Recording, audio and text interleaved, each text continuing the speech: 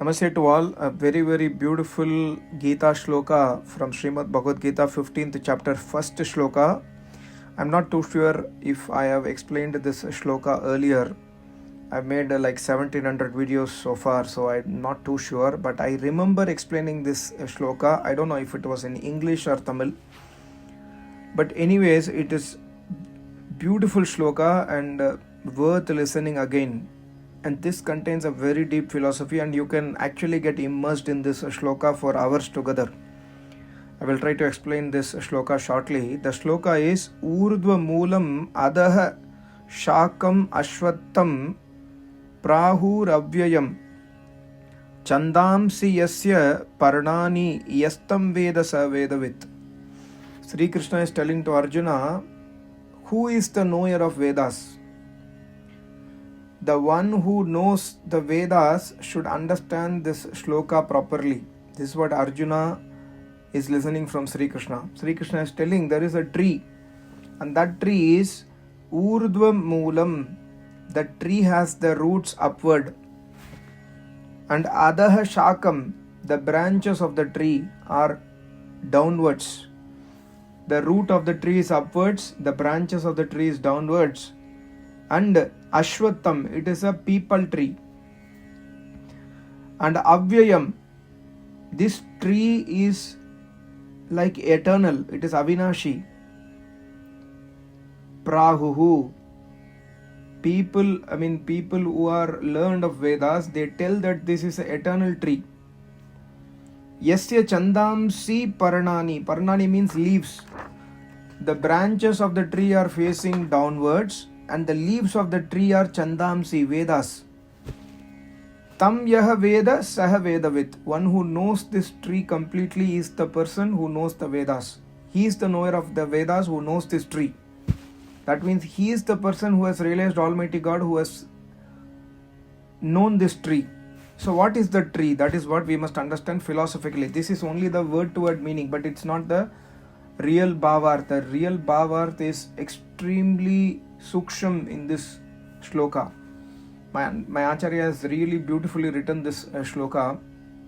First of all, we have to understand what is this peepal tree. Ashwatthah, my Acharya has done Sandhi Vichhed of this word Ashwatthah. A plus Shvaha plus Sta is equal to Ashwatthah. A means not, Shvaha means tomorrow, Sta means exist. That means this tree is existing today, but it will not exist tomorrow. That which does not exist tomorrow is called as Ashwatthah. So this tree is described as that which does not exist tomorrow. But then there is a word called as Avyayam used in this shloka. That means that is eternal. So how can something can be eternal but cannot exist tomorrow? That is also another question mark which we must try to understand the philosophy. See, Sri Krishna Maharaj was a learned of Vedas. He studied Vedas from his Acharya Sandipan Maharishi. And not only he listened to Vedas from Acharya, he adopted Vedas in life. He was a great tapasvi. He did tapasya, he did Ashtanga Yoga. Today in one of the pravachans, my Acharya was telling that Sri Krishna used to wake up at 12 o'clock in the midnight, 12 a.m. And 12 a.m. he used to start Ashtanga Yoga Abhyas, and by 4:30 he finishes, and then after that he goes for Agnihotra or Yajna. So he is a great tapasvi. So whatever a tapasvi like Sri Krishna says, only another equivalent tapasvi can decode it. So here we must understand that this tree is Ashwastha. This is not a peepal tree which we see in the gardens. This is a tree which has an existence today, but it will get destroyed tomorrow. That means the tree is nothing but this. The branches of the tree which is facing downwards is nothing but this world. This world has existence today, but one day it will get destroyed. This is what Sri Krishna is implying in this shloka. And further, see, understand one more thing we must clearly understand. When Sri Krishna explains this shloka, do you think that Arjuna would have understood? Absolutely not. Nobody can understand this shloka. Only a rishi can understand this shloka, right? So this also is giving an indication that the Gita Jnana was not preached in the battlefield. Of course, it was The atmosphere was created by Vyas Muni so that, to create an urgency. But in reality, this knowledge is not preached by Sri Krishna to Arjuna in battlefield. In fact, this knowledge is preached by Vyas Muni to all of us in Mahabharata, and he has used the name of Sri Krishna because Sri Krishna is an equivalent yogi like Vyas Muni. And he has used the name of Arjuna because Arjuna is a great friend of Sri Krishna, and Arjuna is also a disciple. He also wants to learn Vedas from an Acharya like Sri Krishna. So we must understand the full philosophy here. And further he says, Urdhva Moolam. There is a tree where the root is upwards. That means if we see the earth, every tree is standing with the ground as the root. But here this tree is standing with the root upwards. Moolam. Moolam means the root. Urdhva means upwards. Here Sri Krishna is trying to philosophically tell that power which is supreme is called as Urdhva Moolam, and because of that power, because of the existence of that power, this world exists, and because of the existence of that power, this world will get destroyed tomorrow. That you must understand, Arjuna. And Vyas Muni is telling this knowledge to all of us.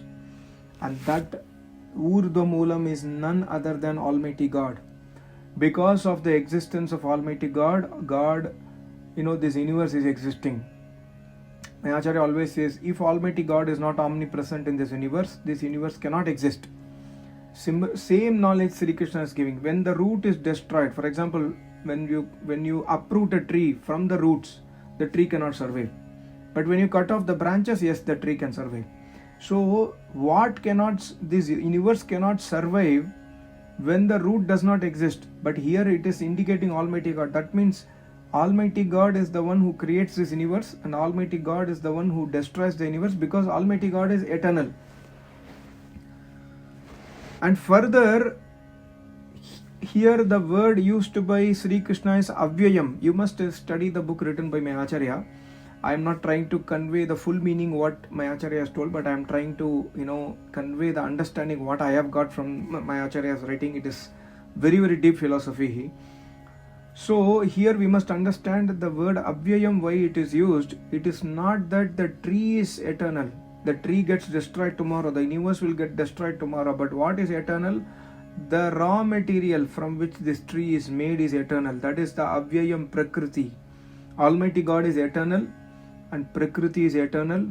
And because of Prakriti, Almighty God's power acts on Prakriti, minute power acts on Prakriti, and this tree, this universe is created. And why the tree is facing downwards? Actually, we must understand God is above all.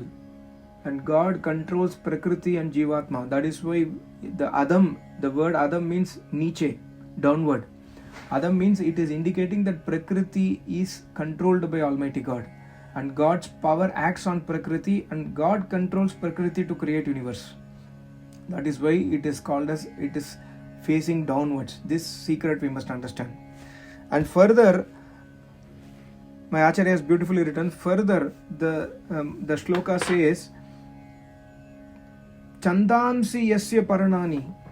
Paranani means the leaves. The tree has the leaves, and this leaf is nothing but the Vedas, the Vedic knowledge. So here we must understand, when we are in a hot sun, you go somewhere, when there is a leaf in the tree only, you will sit, you will stand beneath the tree, or you will sit there to get cool breeze in sunlight. So here Almighty God, Sri Krishna is giving a knowledge that the leaves are like Vedas. Vedas will give you coolness. Vedas will give you Shanti. If there is no leaf, there is no greenery. You cannot, if in the world, if the Vedas knowledge disappear, everybody will be ashant, and that is what is happening today. Today 99.9999% people do not know what is Vedas. So everybody is out of peace of mind. They can tell that this religion is preaching peace, this is preaching Almighty God, everything, but the fundamental cannot be changed. The fundamental is Almighty God gives the knowledge through the Vedas, and Vedas are like a leaf of the tree which gives coolness. And also when the leaf is present, only the photosynthesis can happen, the fruits can be produced, or the vegetables can be produced from the tree, and it can benefit all the human beings. So here Sri Krishna is giving a very very important knowledge, that Vedas knowledge are like the leaves. It will give you peace of mind.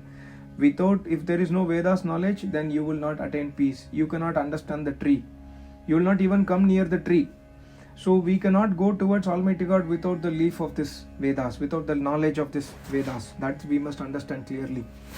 And if somebody, so here Sri Krishna says, Yastam Veda sa Vedavit.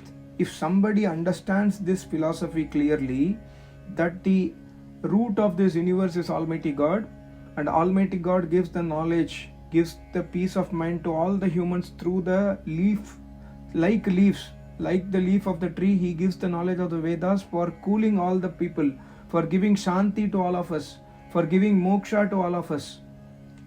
And this tree is established in Almighty God. Almighty God, if Almighty God decides, He will destroy the universe. If He decides, He will create the universe from Prakriti.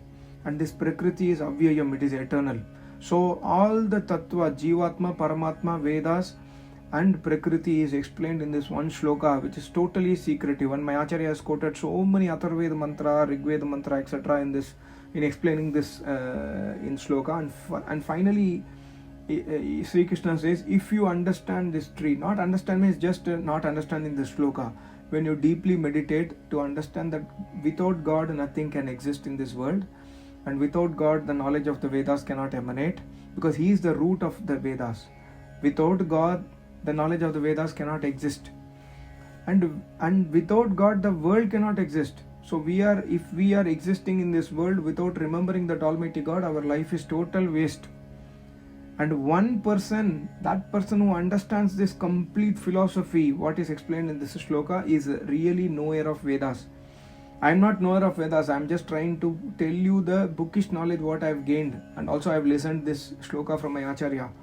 But we must understand, if we realize this shloka, when we attain moksha, we will realize this total philosophy, then we will become knower of Vedas. Then the Vedas knowledge will emanate inside us. And whoever comes to us, we will give the coolness of, like a tree leaf is giving cool air, it is giving fresh oxygen. If we are realized of Vedas, we will give that coolness to people who are coming and learning to Acharya. Acharyas actually does this job today. If anybody goes to Acharya, he will give coolness, he will give Shanti, he will give the secret of moksha, he will give the secret of worship of Almighty God. That is the secret of this shloka. Thank you so much. Namaste. Om.